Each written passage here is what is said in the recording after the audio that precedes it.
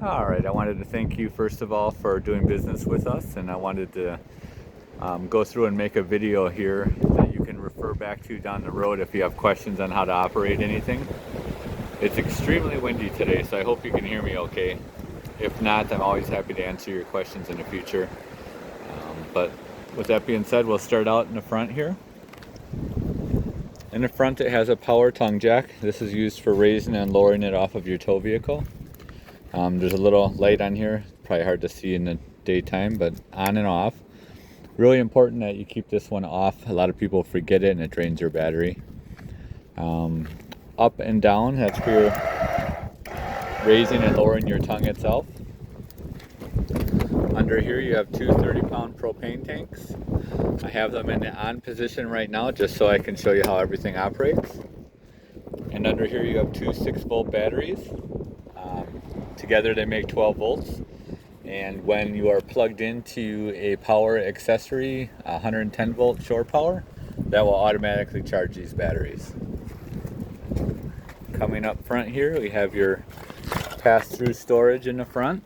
You'll see your cranks and your sewer hoses in here.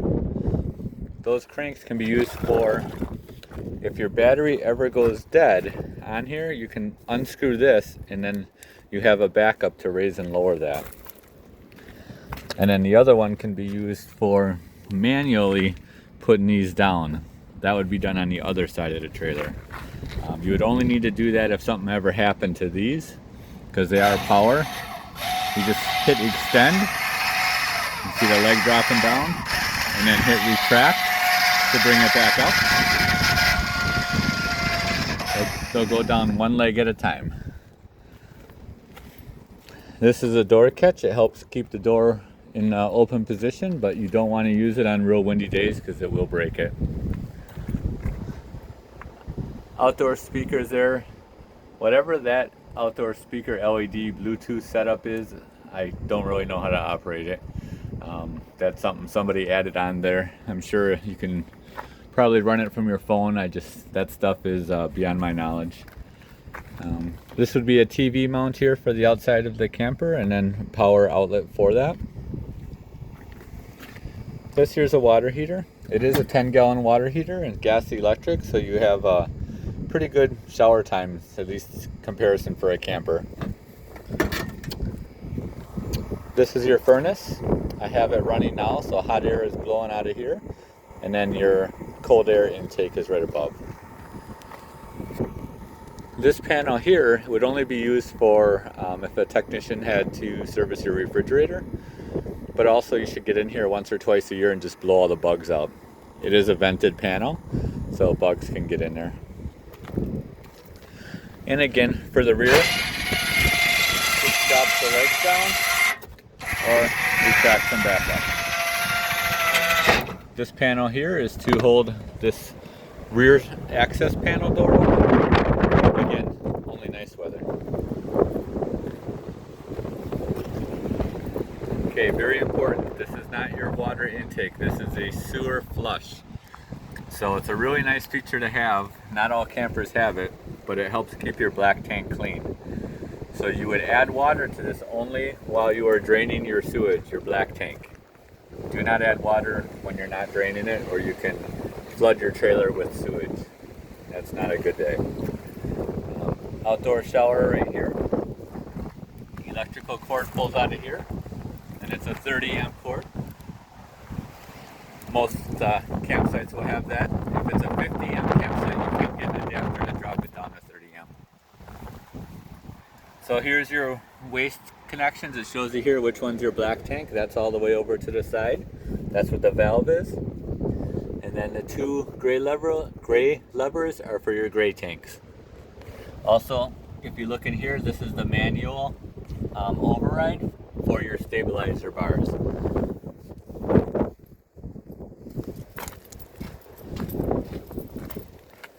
Walking over to this side is your water inputs. This is your city water connection, where you run it off of a hose.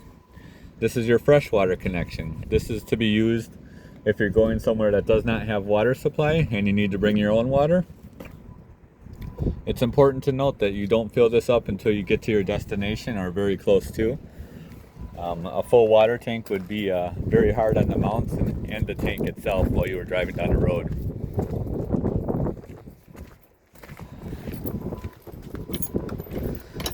So we'll walk on inside here.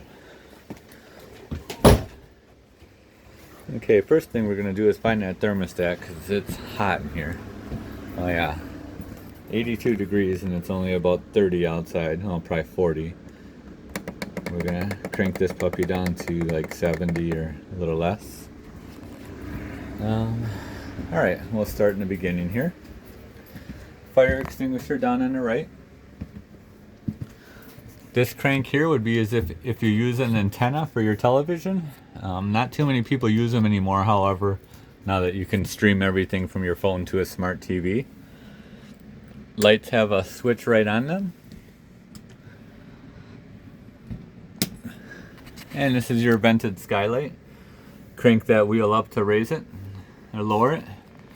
You can see the little Velcro tabs on here. Somebody must have had a cover on there to keep the light out. This here vent is for your air conditioning. It is ducted throughout the ceiling.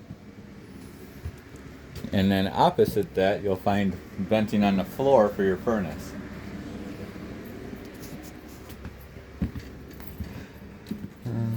Let's see here, electrical receptacles, you have to be plugged into 110 volt for them.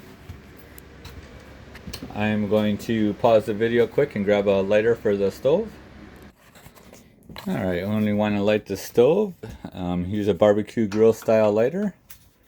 Put it to light position and then just go ahead and light her up. And then you can dial down the temperatures if you need to lower your flames. And if you just keep going all the way back to the beginning, it'll turn them off. The little sparker on here is broken, which they so often are.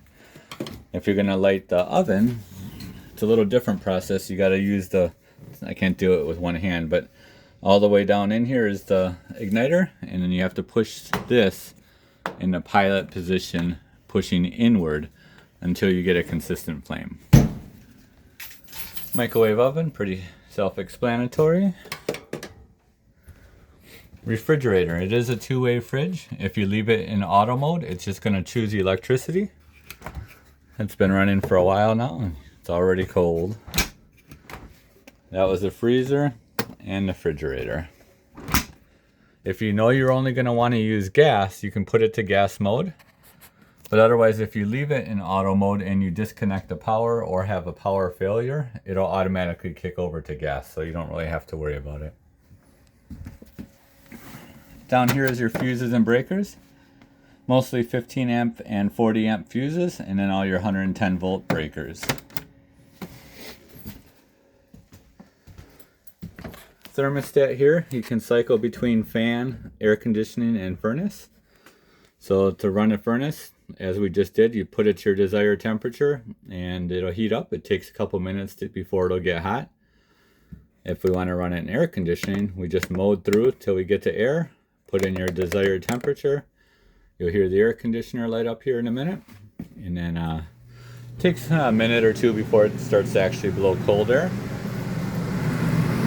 There's a couple different features on here. If I open these, they call it the dump gate, it'll dump all the cold air right down to the middle if you're in the living room. But if you want to shut these, it then takes and directs all that air back and forward throughout the ceiling vents. I'm going to shut that off now. Just turn it to the off position. And it'll still be on for a little bit, usually about 30 seconds or so after you shut it off until the blower turns off. Toilet is a foot flush, so just real simple.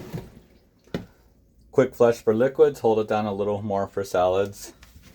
Got to turn the water pump on.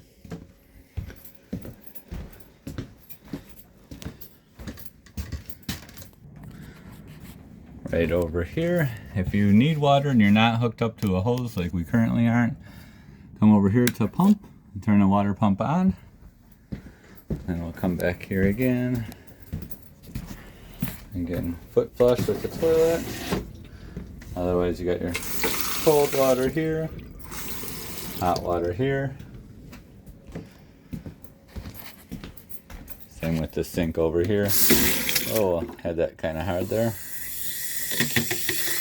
Cold water here.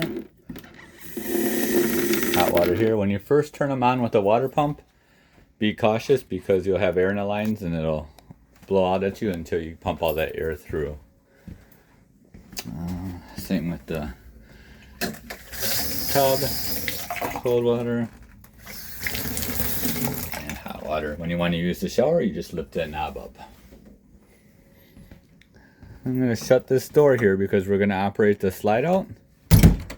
And if you shut that door with this, or shut the slide out with that door open, the slide out can knock the door off.